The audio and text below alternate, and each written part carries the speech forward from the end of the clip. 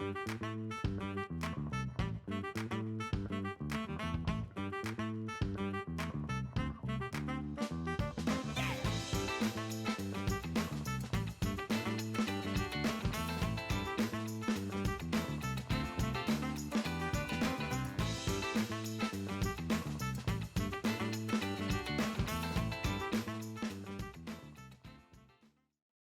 really excited to talk to you about how we can all be consciously parenting, but also, not so hard on ourselves.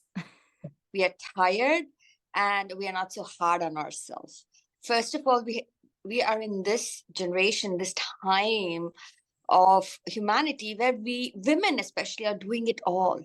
We have been told we have to look a certain way, we have to have the best dinners, we have to be a woman making the money and pitching in. So because culture has told us so many things and we are bought into these stories, we take it upon ourselves to do all these things, to hustle for our worth, and then we are tired, we are exhausted, and we feel guilty when we are not doing any of these things.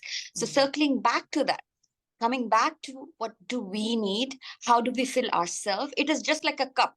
The more it's filled, it's going to overflow. So it's coming back to self-care. Yes, pedicure, manicures, massages do help, but in conscious parenting, we talk something deeper. Are we drawing those boundaries? Are we really taking care of ourselves? Are we asking for help? Are we resting when we need? Are we listening to our bodies and intuitions? That is the real question. Yeah. Boundaries are really challenging for people. What have you found to be very helpful in your own life when setting boundaries? First, to be clear on what is important. Most of the time, we don't know ourselves what is important and we dilly-dally, we're unsure. But once we get clear on this is really, really important because it's helpful for me, it's helpful for the people around me, then you can step into drawing those boundaries. With children especially, right? An example, we draw a boundary. Let's say we draw a boundary, like my child can play video games for an hour or 2 hours, whatever you feel is right for your child. Once we draw the boundary, now we have to get ready for the pushback. Now is the time to step in and hold those boundaries. That's where we go amiss, because every time the child's job or the other person's job is to push those boundaries because we haven't done it before, right? We have something new. We are teaching them. It's just like learning to bike. We're teaching them this is important. That means we have to draw the boundary. But what happens is, because of our own prior stories, wounds, conditioning, when they push back, we lose it. We get scared because we want to be liked, or we don't like conflict. We don't know how to handle conflict. We give in and we become resentful. And then we get angry and then we yell and we get into the cycle.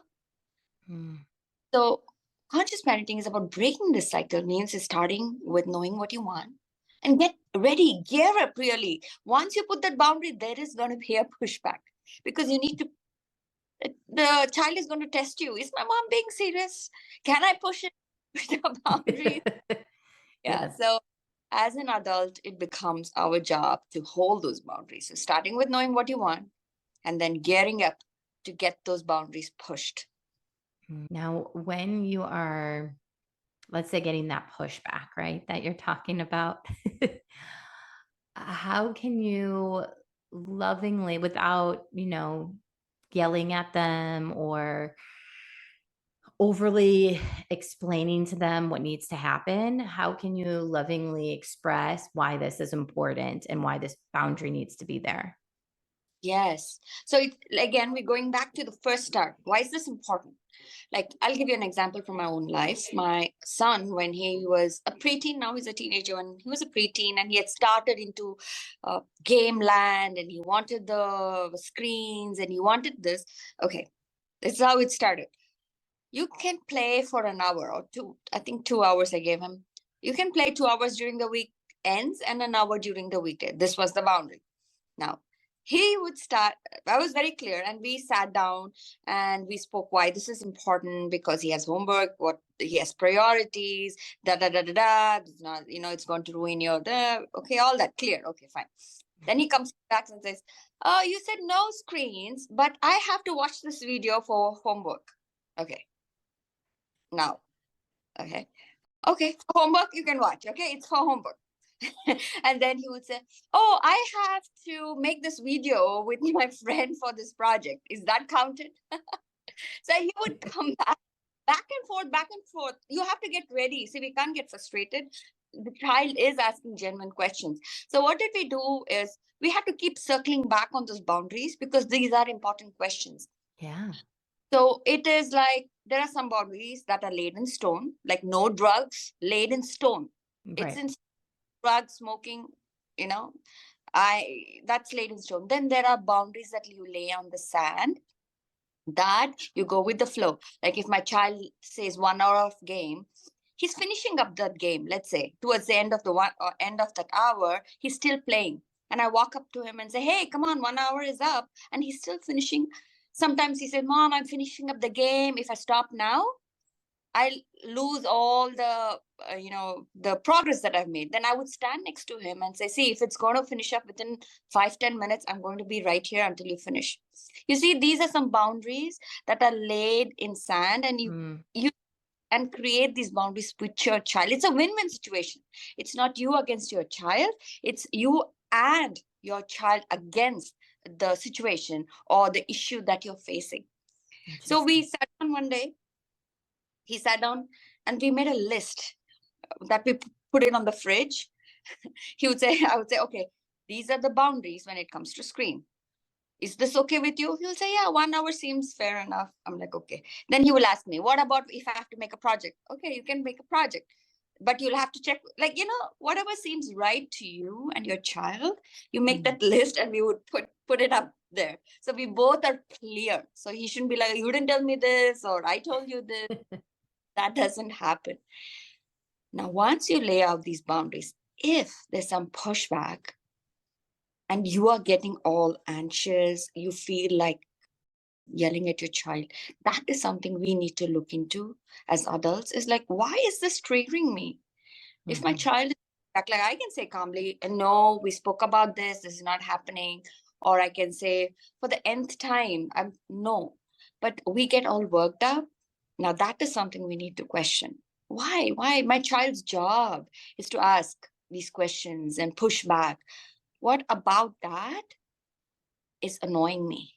What that is triggering me? Those are some questions to ask, and my clients work on, because once they work on, suddenly there's choice.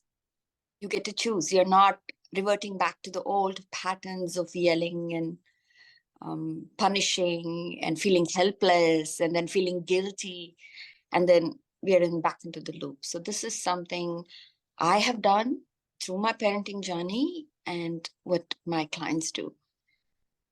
I love that. That's I think it's easier said than done probably for a lot of people, just because of how we were conditioned growing up, right? Like that's we were always punished, or we were always grounded, or go to your room, and that's how you would deal with things. And yeah, so this is like a different way that we can start to, channel or also stop ourselves in that fight or flight. Like, I'm going to just tell you immediately how I think, and just kind of listen and really realize that this is a question, a genuine question that our child is having with us, and discussion. That's so true. And I had to learn this, Sarah. I had to do the work. I Totally. didn't become a mom knowing all these skills. I had to practice it in the moment, and over I would lose it and then get back on track. And again, I would end up, because I had to keep the most important thing in my forefront of my mind: the connection with him, the relationship with him, way into my old age. That Yeah. was the goal. goal for me. And that meant like moment by moment by moment connection. It's like little drop. You have heard that quote, little drops of water make a mighty ocean. So those little drops, I can give you an example of this. Where a few years back, my son was at home and I had to go off for work. And when I came back, I didn't have a good experience with the person I had to go meet with. So I was already a little bit like annoyed with that meeting. So I enter the home and I see my son playing with this video game,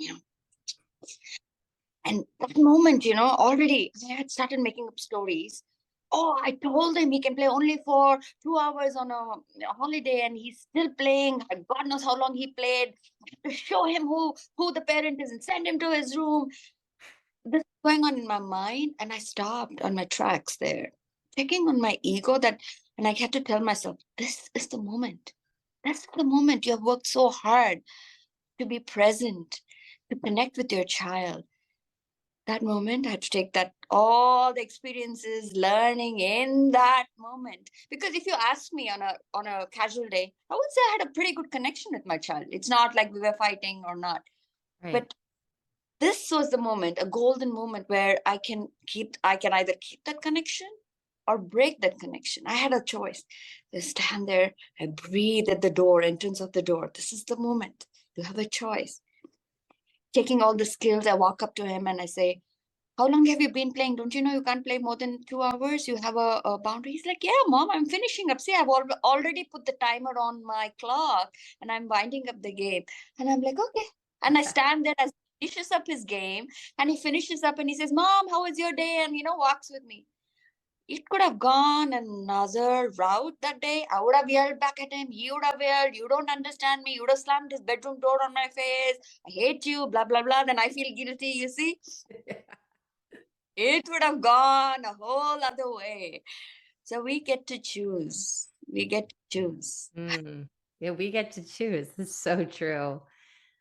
Now, how has the NLP work you've done over the years really impacted your own parenting style? Oh, I love an NLP. NLP gives you so many tools, Sarah. It's like a toolbox. You have your spanner, you have your screwdriver, and you have your nuts. It's like a toolbox. Conscious parenting gives you the knowledge or gives you that intuition so that you know which tool to pick up from the toolbox. So NLP is, the full form of it is Neuro-Linguistic Programming. The neurology, how it works. Linguistic is the language that we use to speak with one another. Importantly, what we say to ourselves and the programming part of it. For, I'll give you a beautiful example. If I told you, Sarah, don't think about the pink elephant. Don't think about the pink elephant, okay? Don't you dare think about the pink elephant. What did you just do? Thought about a pink elephant, right? Yeah. So this is what most parents do. We're, unaware of how our language patterns affects another. We ask the children not to do something while the child is making the picture images of like, don't spill the milk or don't cross the road, don't run. They're making those images in their mind, meaning they have to match those images. So we are not helping them by telling them what not to do. Instead, how about if we tell them, hold the cup properly, watch where you're going. Can you sit down quietly? See how that sounds, how different that is? You actually tell what to do. Exactly. Much different. Yeah. So that's one tool. I'll give you another example. Let's say I come to your house and you make me pasta and you ask me how it is. And I say, oh, wow, it was so flavorful. Sarah, it was so yummy. The garlic was perfect, olive oil, blah, blah, blah. And I say, but the salt was less. What did you get from that? The but, everything that came after the but.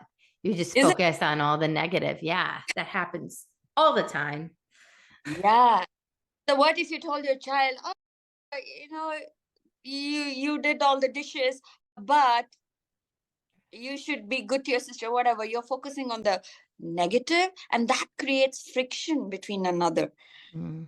then they're not listening to you anymore. So see, these are small little language changes that NLP teaches you that creates more connection, not just with your child, with anybody you're talking to. Right. And builds that rapport with them. They're more attentive. You have the connection. Yeah, the conversation you get, it's going to be more helpful when you have these tools. Totally. Now, when it comes to like, consciously parenting together with your partner, how can you guys stay in alignment and make sure that you both aren't being played by the other, the child? Because I know this happens a lot. This is something I hear so often, probably something I did. Mom, I probably did this, right? Yeah. Like, let's be real. I was the only child to play against my parents with one another. And, that happens. How can they still be in tune with each other and make sure that they are speaking the same language when it comes to their child? The two things, and say this in two ways. One is it's okay if there is some conflict of interest. Each parent thinks about certain rules in different way. The child needs to see the different ideas because they're going to go out in the world. There are going to be people with different ideologies, different Yeah. cultures. So they get to be more open and they get to see how their parents are doing conflict management. How are they solving something in real time? They get to see. And you actually need just one conscious parent, somebody who's doing the work, who is aware and conscious. One conscious parent is better than two unconscious ones. Okay. And once you know this, you can tell your child, hey, see, I think about it this way, about this thing this way. Your dad thinks about it this way. We can get to choose. And the second part is you have those conversations with your spouse about what feels right to you and find that ground. But if there are conflict, it is not so much about the child. It's about your relationship with the spouse is something we need to look into.